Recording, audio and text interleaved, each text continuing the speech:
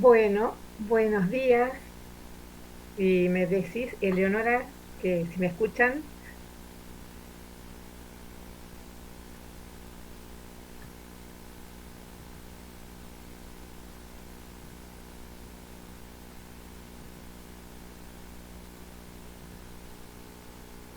bien, bien.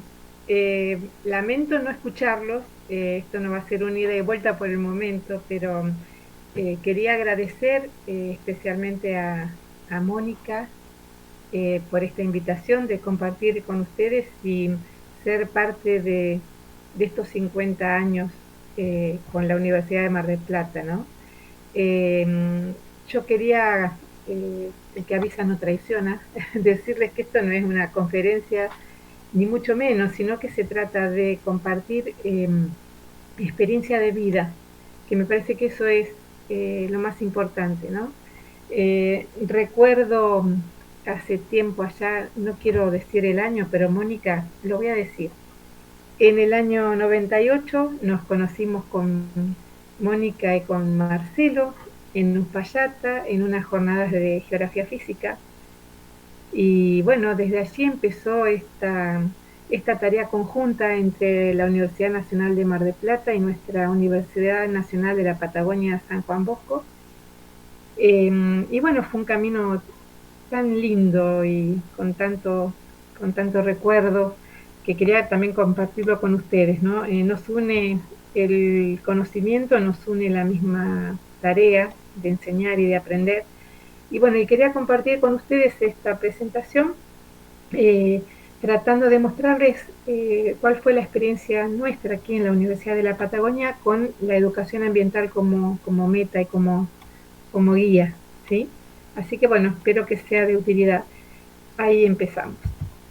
Yo tomo siempre esta frase que me pareció muy esclarecedora, ¿no? Que dice que el territorio da las señales de la crisis mucho antes que la economía y la sociedad.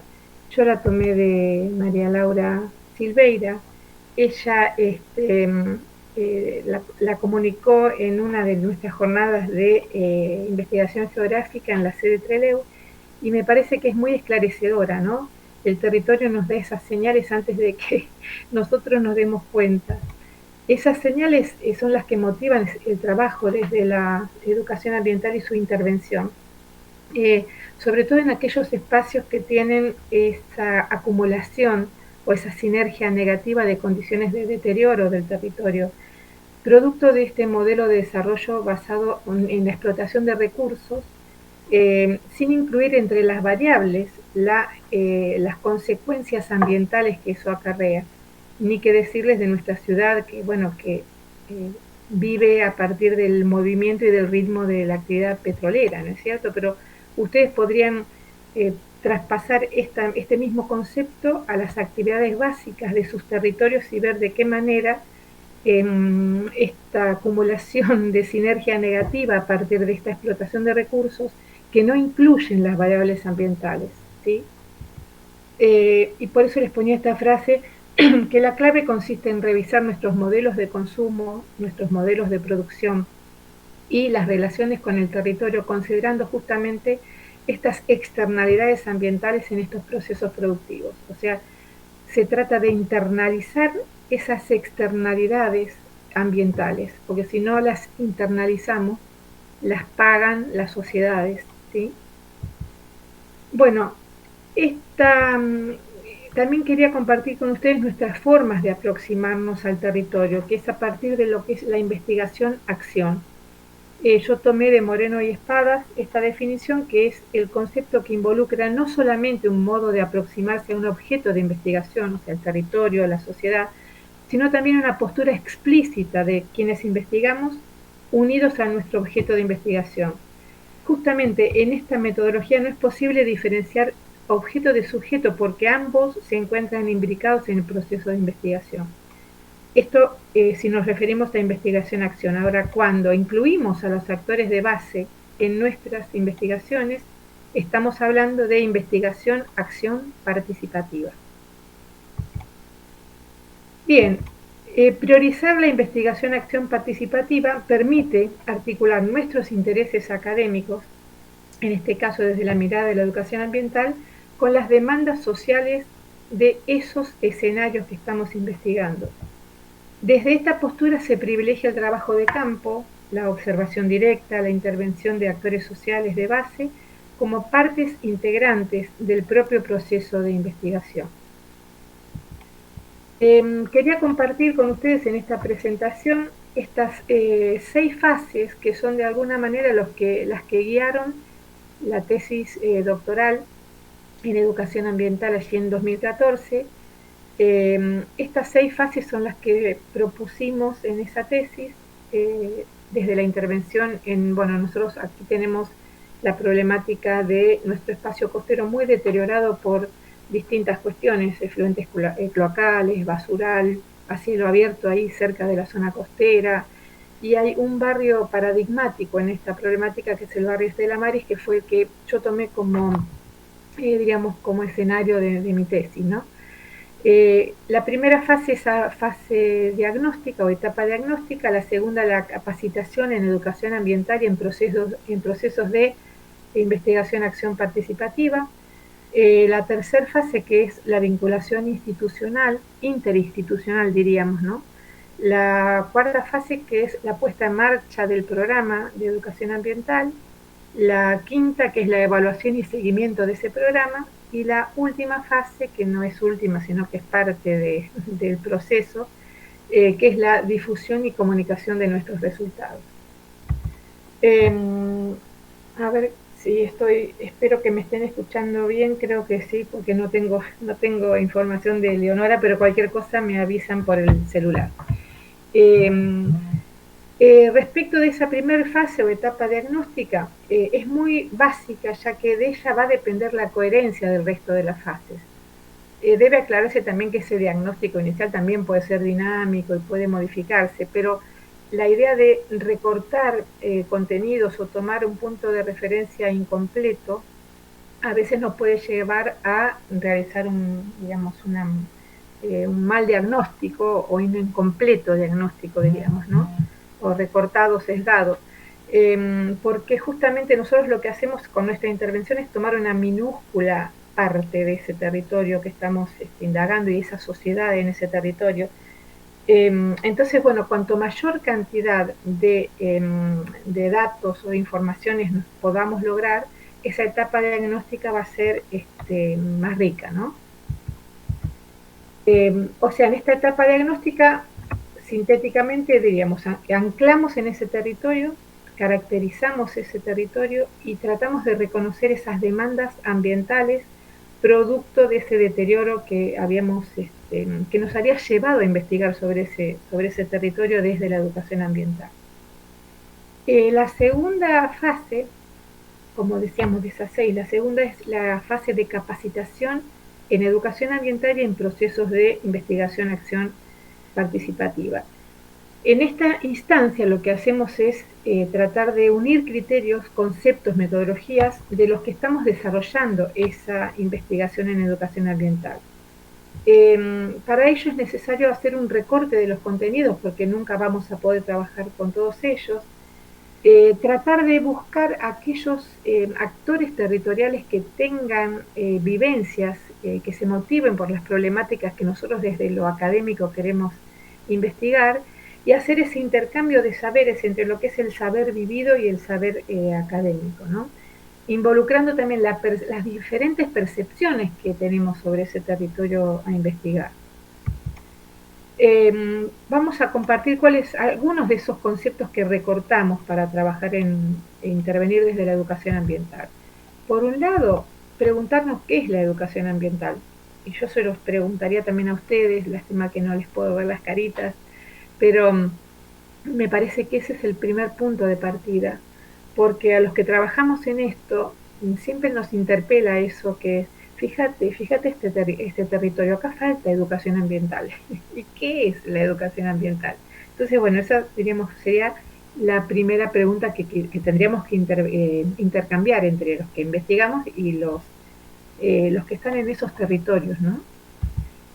posicionarnos científicamente desde un paradigma que es el paradigma de la complejidad ambiental, que es el que nos permite ver múltiples dimensiones del problema, tratar de comprender la relación que existe entre esa sociedad y naturaleza en ese territorio que estamos interviniendo, vincular esta complejidad ambiental con abordajes pedagógicos. Estamos hablando de educación, por lo cual también tenemos involucrada la idea de un modelo pedagógico de enseñar y de aprender. Así que también hacer esa vinculación, ¿no?, entre lo que es la complejidad ambiental y cómo abordamos esa complejidad ambiental con estos modelos constructivistas. Y también considerar la percepción ambiental del escenario por parte de estos diferentes actores que intervienen, nosotros con nuestros intereses académicos y la sociedad que vive en ese territorio. Bueno, esta pregunta, ¿qué es la educación ambiental?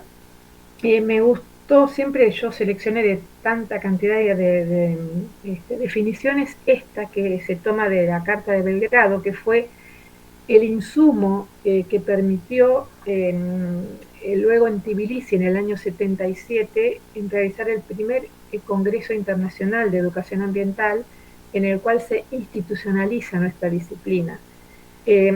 Me pareció que esta definición involucra varios conceptos que quería compartir.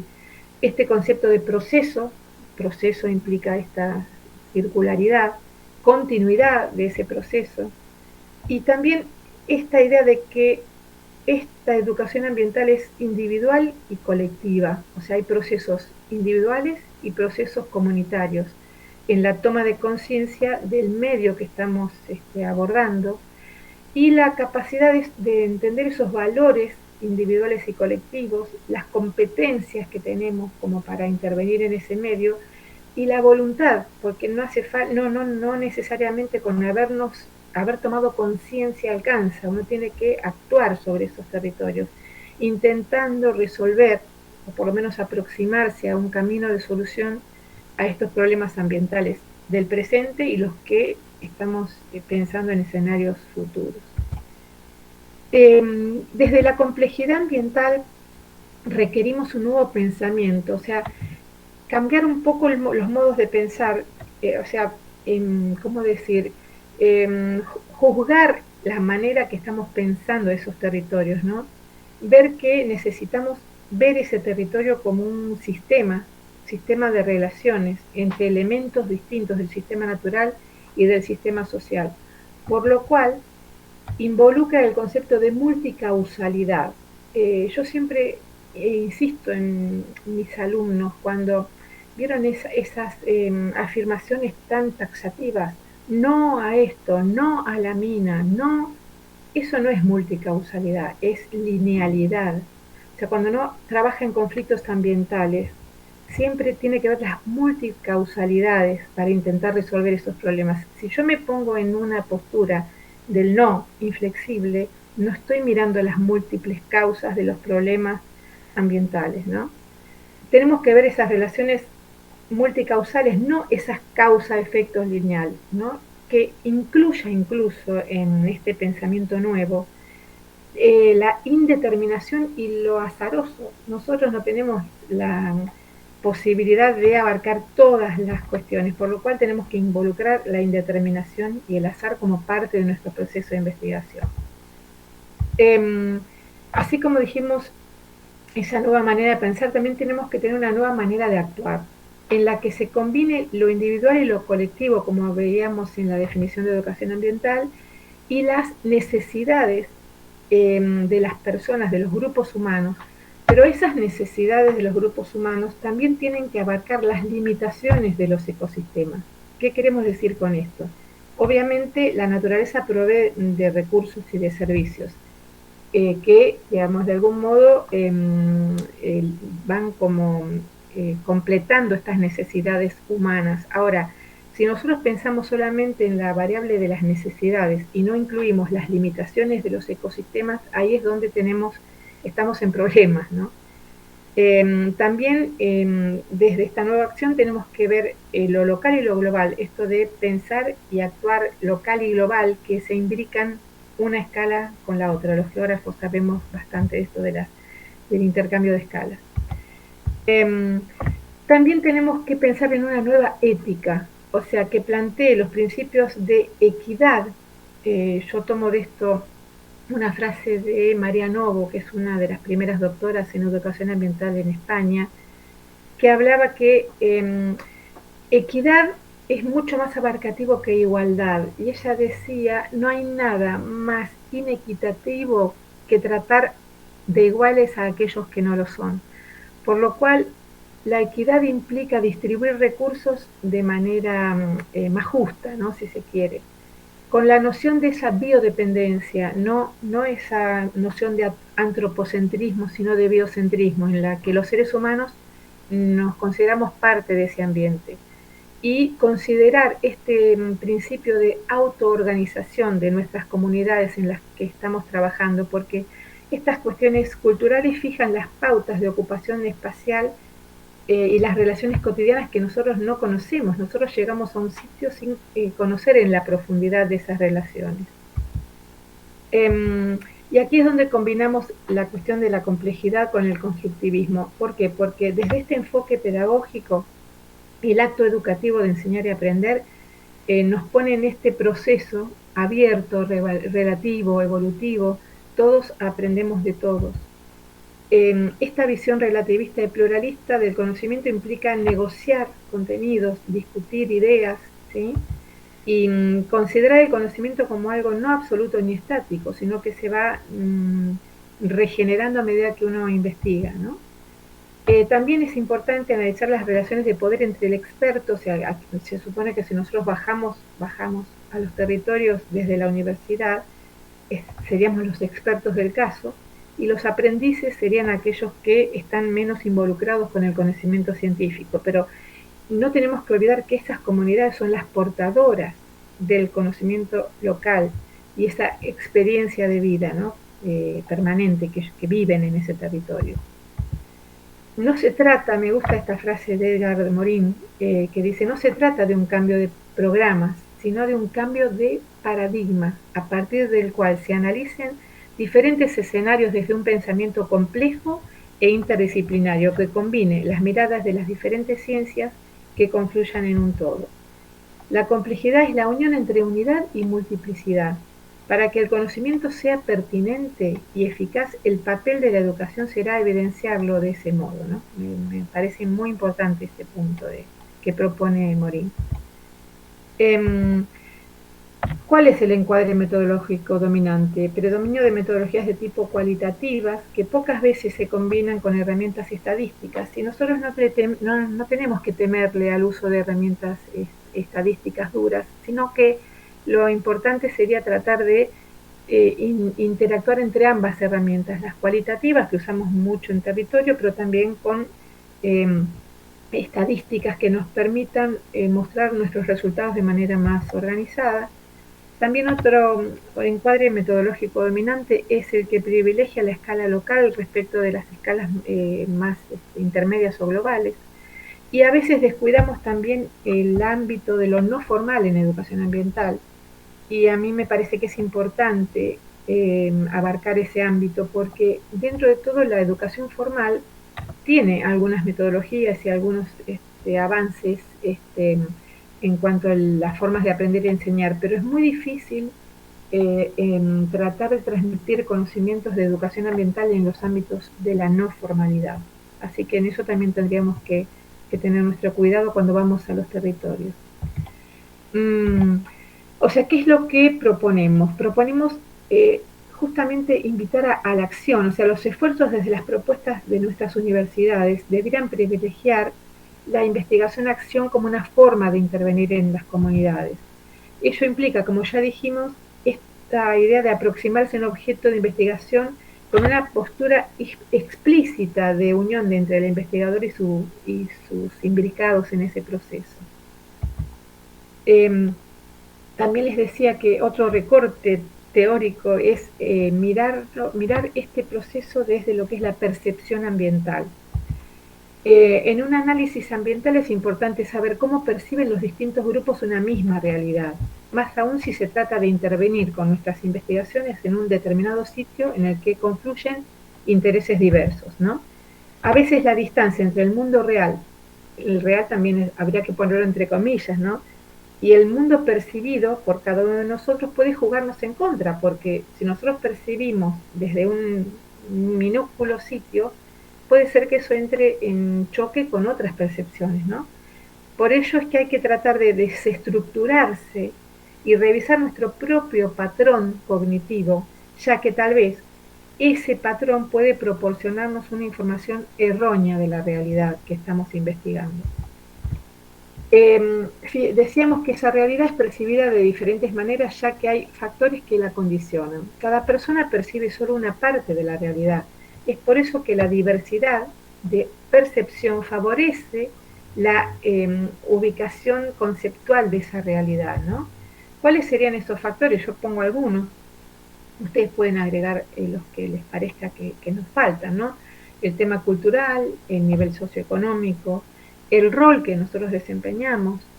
No es lo mismo ser docente o ser alumno o ser de la universidad y ser el vecino del barrio, ¿no? La edad que tenemos no es lo mismo como percibimos cuando éramos pequeños como lo hacemos ahora, la experiencia. ¿Cuál sería este modelo operacional? Tenemos un medio, nosotros hacemos una imagen percibida de ese medio y actuamos, o sea, nuestra conducta también tiene que ver con la imagen que percibimos, pero a su vez esa conducta actúa nuevamente en el medio. O sea, nosotros cuando trabajábamos en este barrio Estela Maris que les mencioné hace un rato, ese barrio es un barrio que ambientalmente está totalmente deteriorado, o sea que hay como una imagen de deterioro, por lo cual nuestra conducta también implica que ¿para qué voy a trabajar si esto está eh, tan deteriorado, tan desgastado, tan impactado? De hecho, he escuchado hablar de zonas de sacrificio, ¿sí? Es una zona de sacrificio, me había dicho un funcionario que trabajaba en el área ambiental. Y yo digo, yo no quiero que haya zonas de sacrificio, pero bueno, de algún modo nuestras conductas también están articuladas por esa imagen de ese, yo le digo, el círculo vicioso del ambiente deteriorado. Si está deteriorado, es muy difícil hacer cambios en esos sitios, ¿no? Eh, esa imagen sería el cuadro mental que puede ser traído al consciente cuando el objeto, la persona o el lugar o el área no es parte de una información corriente, sino que la traemos diríamos, al presente a partir de esa imagen. Tiene connotaciones visuales. Yo si les digo, a ver, piensen en la costa de Mar del Plata o yo pienso en la costa de Comodoro, hay una imagen que va a llegar a mi cabeza, ¿no? Y esa está relacionada con la imaginación. Esa imagen y el esquema espacial, que sería una organización del conocimiento del medio espacial, que contiene un residuo de la experiencia pasada respecto de ese espacio, y se acomoda a esa información sensorial de la imagen, y una vez que está establecido puede ser modificado por extensión, pero muy rara vez se modifique radicalmente. Entonces, tanto la imagen como el esquema espacial son los elementos cognitivos básicos que van a mediatizar nuestra conducta en ese espacio en el que estamos interviniendo. Por eso yo les decía que también tenemos que revisar nuestro esquema espacial y nuestra imagen antes de intervenir en estos territorios. Y este esquemita, que me acuerdo que nos había compartido la doctora Albina Lara cuando tuvimos el privilegio de que fuera nuestra docente al inicio de la carrera ambiental en Comodoro Rivadavia, ella hablaba de este cubo de las percepciones. En ese cubo tenemos distintos lados, ¿no? Está el sector temporal, el sector profesional, el sector espacial, podríamos poner el sector asociado a lo que es el género, la edad, lo que habíamos dicho, lo cultural, y cada uno de nosotros ve una pequeña porción de la realidad según el sector en el que nos encontremos y defendemos nuestro pedacito de cubo como si fuera el único que existe. Yo me puse ahí en ese pedacito, acá estoy yo, veo la realidad. Soy Ana Raimondo, geógrafa, educadora ambiental, vivo en Comodoro, estamos en abril de 2022. Todo esto genera una pequeñísima parte de la realidad, que es lo que yo quería compartirles en estos minutos, ¿no? Hablando de la percepción ambiental. Em, eh, Diríamos, para sintetizar esa fase 2, que es un poco la más larga de esta exposición, eh, nosotros tenemos que considerar la capacitación de los actores que intervienen en estos contenidos teóricos metodológicos de la educación ambiental, o sea, incorporando lo que es el concepto de complejidad, constructivismo, ética ambiental, percepción y en procesos de investigación, acción participativa. Me parece que esto es clave para intervenir en los territorios. Diagnosticar, como dijimos en la primera fase, capacitar, como estamos hablando ahora en la segunda. La tercera, que es la vinculación institucional. Esta es de vital importancia para el éxito de una intervención, ya que si bien ha habido un diagnóstico, nos capacitamos, aún no bajamos a tierra para trabajar de manera participativa con la comunidad. Si esos actores de base consideran que nuestro trabajo solo tiene la intencionalidad de recolectar datos, será muy difícil obtener la profundidad de la percepción de estas problemáticas. Y es muy dudoso que compartan las experiencias de vida frente a unos extraños que estaríamos utilizando ese escenario como pruebas de laboratorio, ¿no? Me parece que esa forma de aparecer desde la universidad en los territorios es imbricarse, no ir con esa actitud de que nosotros estamos buscando datos y que los vamos a usar en nuestras investigaciones. O sea, en esta etapa de vinculación institucional tenemos que reconocer cuáles son las instituciones que son las claves en esos territorios, reconocer sus actores clave y los líderes locales y negociar estas acciones a desarrollar, porque yo puedo armar un plan de capacitación, de invitar a esos actores a una charla de educación, bueno, pero uno tiene que saber cómo involucrar a esas personas que necesitamos tenerlas en nuestros procesos de investigación. O sea que esa es la negociación que tenemos que hacer con ellos, ¿no? Esta sería entonces la tercera fase de vinculación institucional. La cuarta sería la puesta en marcha de nuestro proyecto y constituye una etapa muy rica porque justamente es la experiencia directa, es la vinculación emocional entre nuestro equipo de investigación y el sitio donde vamos a investigar. O sea, hasta ese momento los conocíamos como los otros, nosotros y los otros. Entonces esos otros pasan a ser el nosotros de nuestra investigación. Los agentes involucrados logran vivenciar en concreto lo que significa el actuar en educación ambiental y ese entusiasmo permite abrir la mente a ideas creativas, a proponer acciones, a escuchar antes que hablar y posibilita evaluar si las acciones que habíamos proyectado en nuestros laboratorios tienen un efecto real, ¿no? en esos territorios. Entonces, en esta puesta en marcha, desarrollamos esas acciones directas, que serían estos talleres con la comunidad, salidas de campo, realización de proyectos conjuntos digamos, de educación ambiental, senderos interpretativos, murales, bueno, juegos ambientales, hay distintas estrategias, ¿no? para poner en marcha el proyecto.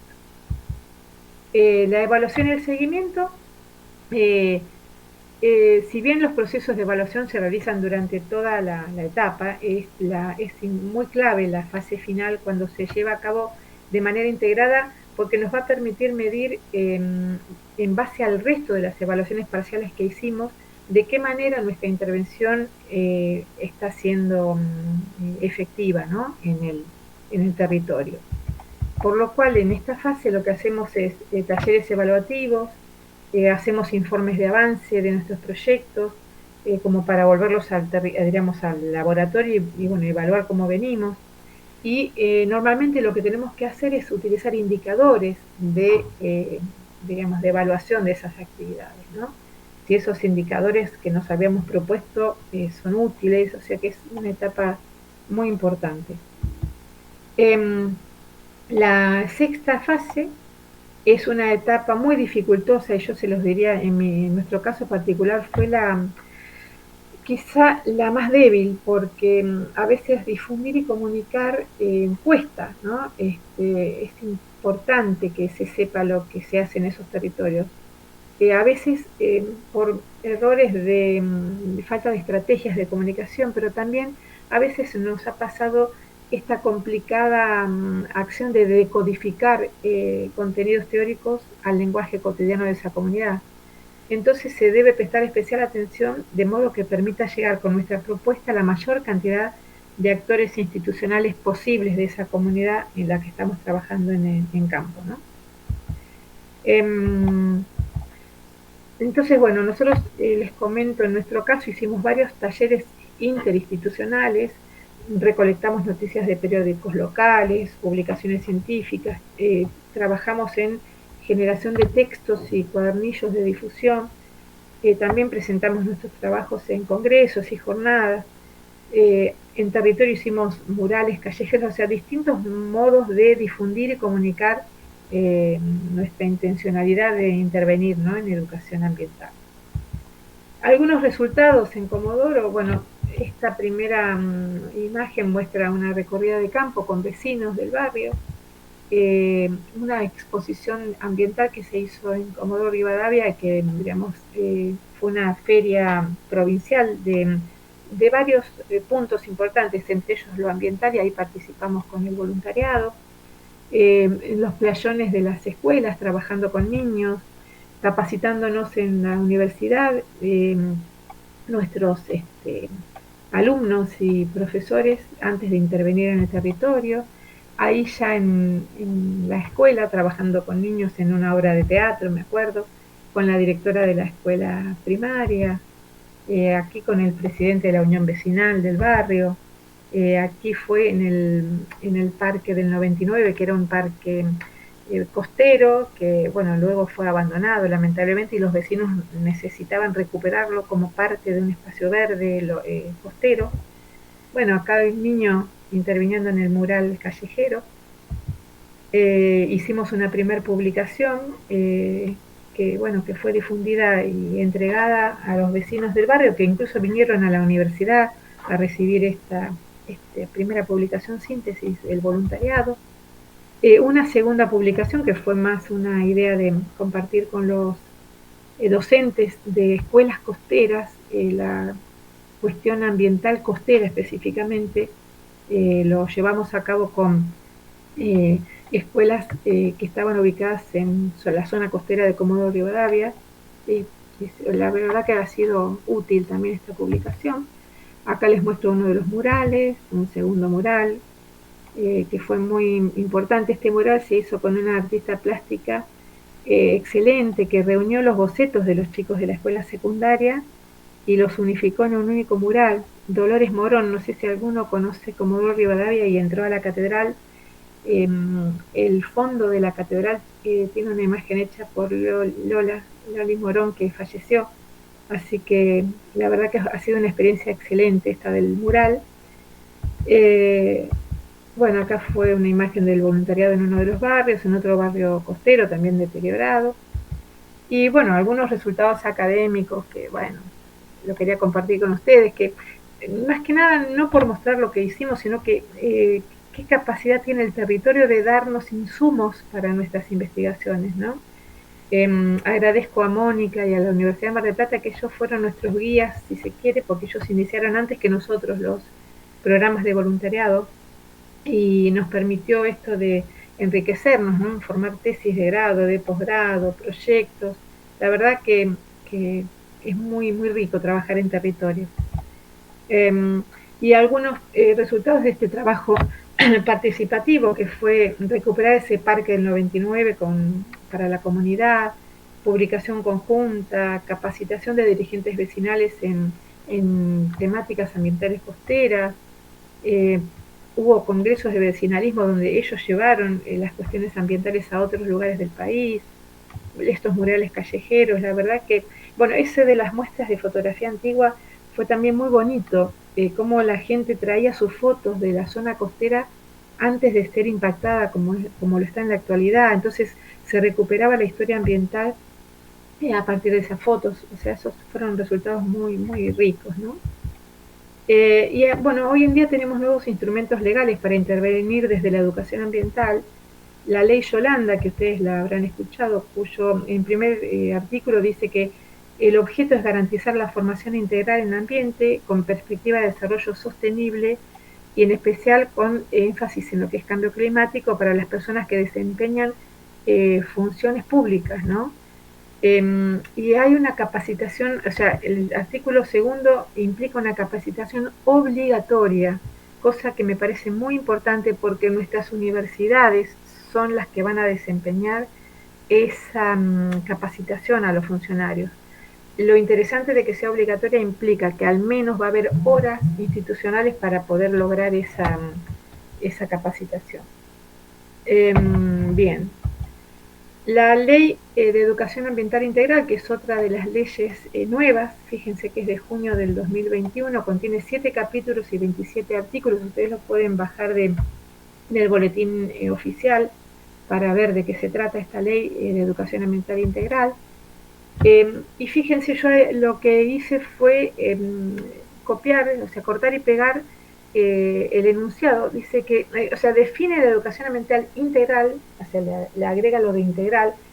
Fíjense que aparece la palabra proceso, permanente, contenidos temáticos específicos, transversales.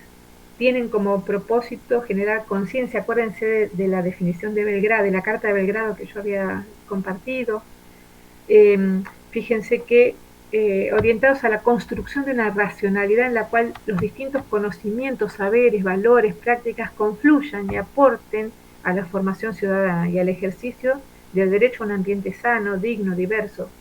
Se trata de un proceso que defiende la sustentabilidad como proyecto social, el desarrollo con justicia social, la distribución de la riqueza, preservación de la naturaleza, igualdad de género, protección de la salud, democracia participativa, respeto por la diversidad cultural, busca el equilibrio entre diversas dimensiones como lo social, lo ecológico. Me parece que toma muchas cosas de esa Carta de Belgrado, ¿no? Esta primera definición de educación ambiental integral. Esa ley de educación ambiental integral presenta una estrategia nacional de educación ambiental integral que sería un instrumento de planificación estratégica y de la aplicación de una política pública nacional permanente, concertada entre los distintos actores, no tanto de la educación del ámbito formal y no formal, dirigida a todas las edades, grupos, sectores. Acá también la universidad es la responsable de capacitar en acciones de educación ambiental permanente, ¿no? La Ley de Educación Ambiental Integral también presenta una estrategia nacional para la sustentabilidad en las universidades argentinas. Esto es una parte muy importante porque se trata de ambientalizar también la currícula universitaria, ¿no? Propone que las universidades, la gestión de las universidades públicas y también las privadas de nuestro territorio nacional tengan herramientas para decidir e incorporar la dimensión ambiental en todos los ámbitos, no solamente en los programas, sino en el uso de la energía, en el tratamiento de los residuos que se generan. O sea, me parece que eso es un punto interesante de la Ley de Educación Ambiental Integral, el rol de nuestras universidades, ¿no? Fíjense que hay una estrategia jurisdiccional de educación ambiental también dentro de esta ley integral que tiene que ver con todas las realidades de nuestras provincias y la ciudad autónoma de Buenos Aires, que eso nos va a permitir la institucionalización y materialización de los programas y proyectos en una unidad de criterios. No quiero aburrirlos con esto, pero bueno, está bueno que vean que también tiene una intención federal, ¿no? Bueno, algunas consideraciones de esta ley. La normativa prevé impulsar programas de educación ambiental integral en la capacitación de los agentes de la Administración Pública Nacional, Provincial y Municipal y la asistencia técnica. O sea, nosotros tenemos la posibilidad de colaborar en la puesta en marcha de esta ley de educación ambiental integral como universitarios. Cada jurisdicción deberá reservar para la ley de educación ambiental al menos una jornada o espacio de mejora institucional en la agenda educativa, que eso es obligatorio. Así que ahí tenemos que estar atentos.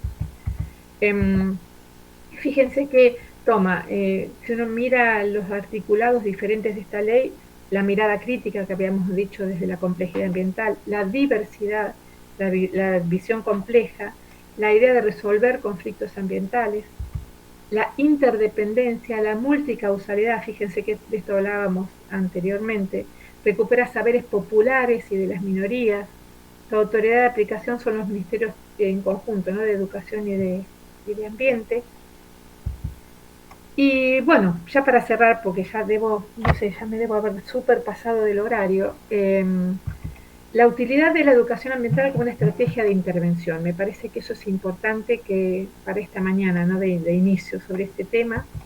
La riqueza de la articulación entre el mundo académico y la vida cotidiana de las instituciones de base a partir de actividades de extensión universitaria, el reconocimiento social que tiene en la comunidad el trabajo universitario. Yo creo que todos los que hemos trabajado en educación ambiental o en proyectos que tengan que ver con la comunidad, sabemos cómo reconocen a la universidad como una institución creíble, ¿no? De jerarquía.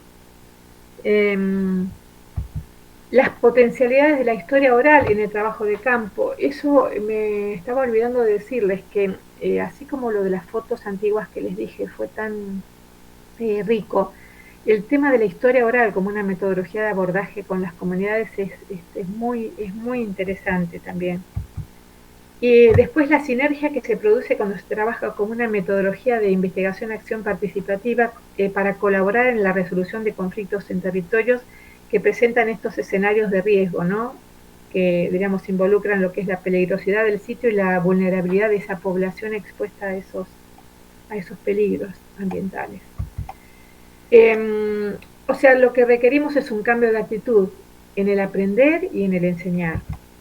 Y yo les tomo esta frase que es caminar con el corazón. La educación se hace desde lo afectivo.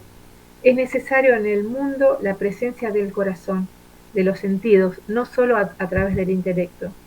Y tomo esta frase de Saramago: sé que la tierra es redonda, fértil, pero que la tierra tiene olor, que hay tantos y diferentes verdes, sonidos distintos. Eso no lo sabía y no perdonaré a mis docentes que no me lo hayan enseñado. Este era nuestro logo. Quería compartirlo con ustedes, ¿no? Esto del corazón. O sea, la idea era el corazón, que sería sentir, la lamparita de la idea, del pensar, y la mano del actuar. Esos tres verbos, esas tres acciones, ¿no? Sentir, pensar y actuar. Y yo les pregunto si no vale la pena. Así que les agradezco y bueno, ahora sí puedo escuchar las preguntas porque Leonora me va a hacer el favor de llamarme. Así que bueno, estoy esperando la llamada de Leonora. Hola Leonora, ¿me escuchás? Hola, te escucho perfectamente. Hola, ¿me ven? Ahí los veo.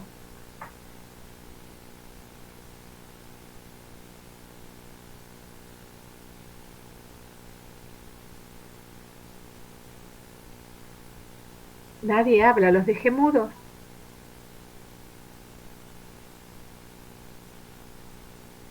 Ahí veo una manito.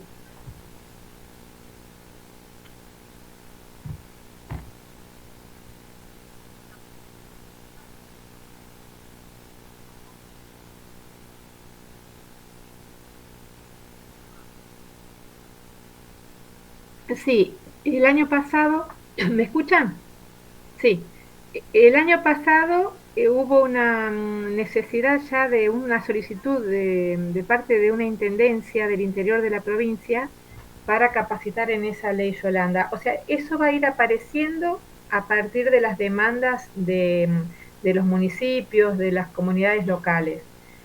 Así que ustedes estén atentos, pero si no vienen las demandas desde los municipios, lo bueno sería que como universidades lo ofrezcamos, porque a veces no se sabe cómo, digamos, cómo empezar este circuito, pero que la ley lo pide y lo reclama implica que nosotros como universidades tenemos que estar atentos a eso, ¿sí? No sé si contesté la pregunta.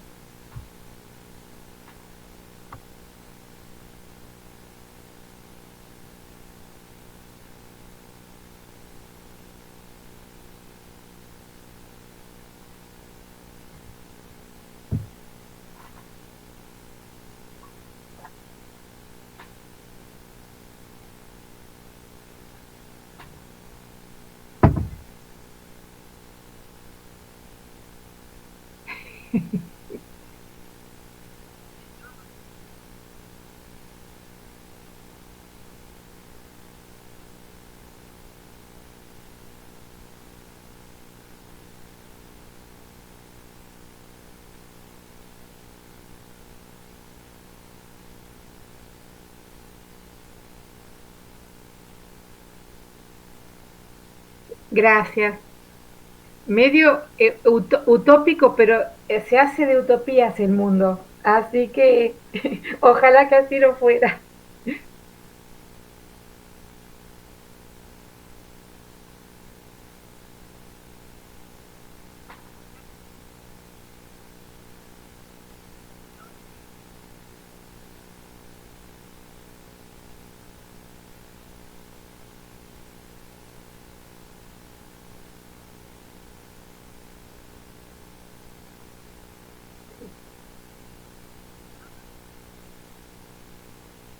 Bien, yo quiero acotar eso, que nosotros, la carrera ambiental de la Universidad Nacional de la Patagonia de la Facultad de Humanidades, nace como una propuesta del Departamento de Geografía. Y los geógrafos sabemos que nuestra base de trabajo es el territorio y es la investigación participativa, que es la recuperación de esos conocimientos locales. O sea que es esencialmente geográfico el trabajo. Y creo que los ambientalistas que provenimos de carrera como geografía, nos da esa integralidad que quizá no tienen otros enfoques ambientales. Así que ya nosotros tenemos como diría, como insumo importante nuestro material de base, que es la geografía. Estas relaciones entre el territorio y naturaleza, entre sociedad y naturaleza, que otras áreas profesionales no la tienen y tienen que aprender eso que nosotros ya lo tenemos en nuestras educaciones de base, ¿no? En nuestras formaciones de base.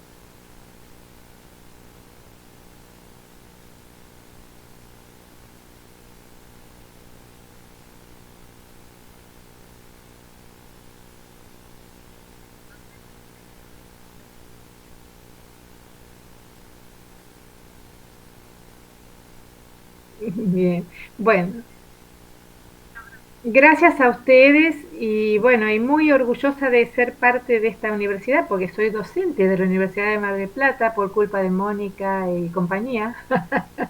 Así que seguiremos juntos trabajando en geografía aplicada. Gracias y felicitaciones a la Universidad de Mar del Plata por estos más de 50 años ininterrumpidos de geografía que tanto bien hace a nuestras comunidades.